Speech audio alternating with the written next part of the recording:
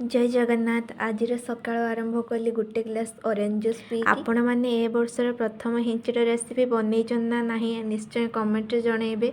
मु आज प्रथम थर ए वर्षर हिंचड़ रेसिपी बनकर सेपटे हिंचड़ को कौन कहते आमर तो एपटे हिंचड़ तरकारी मेन जिनिस होची एटा जदि आपण तरकारी थरे पकेकी रोषे करेंगे ताहले आपण माने भाभी ही पारिबेन जे तरकारी एते भी टेस्ट जदि आपण मानकर रेसिपी दरकार ताहले कमेंट करंतु मु नेक्स्ट वीडियो रे निश्चय रेडी हो गला। आज लंच थाली लंच होता हिंचड़ तरकारी ता सहित डाली टमाटो खट्टा आउ कलरा गोटा मसला एक्सप्रेशन देखिए ही आपण माने जानी पारथुए मो तरकारीटा केते टेस्टी है।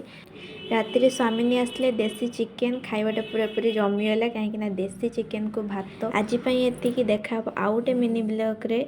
वीडियो भल लगे लाइक शेयर एंड सब्सक्राइब निश्चय करेंगे। रोची जय जगन्नाथ जय माँ लक्ष्मी गुड नाइट।